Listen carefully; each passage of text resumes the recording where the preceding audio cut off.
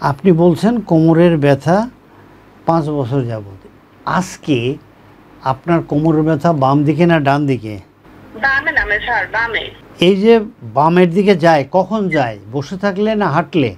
এই বাম দিকে নামার জন্য ওই যে হাঁটতে পারি না, প্লাস শুয়ে থাকতেই ভালো লাগে। কখন বাম দিকে নামে এটা? কখন কখন কখন হাঁটলে? হাঁটলে এবং ওই যে দাঁড়াইয়ে রান্না বাড়ার কাজ। আপনি এখন একটু দাঁড়ান। হ্যাঁ স্যার, দাঁড়ালাম। একটু ঘরের মধ্যে হাঁটেন। হ্যাঁ স্যার। এখন কি বাড়তেছে ব্যথা?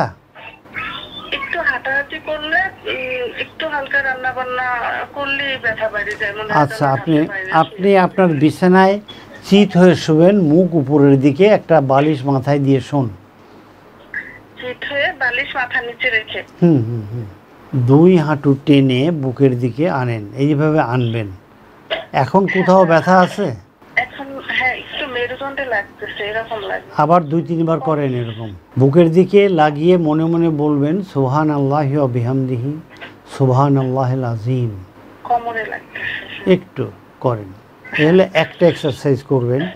দ্বিতীয় এক্সারসাইজ হবে হলো, দ্বিতীয় এক্সারসাইজ এরকম বাঁকা করে 2 হাঁটুকে এরকম ধরে বাইরের দিকে ধাক্কা দেবেন, কিন্তু হাঁটু ওখানেই থাকবে।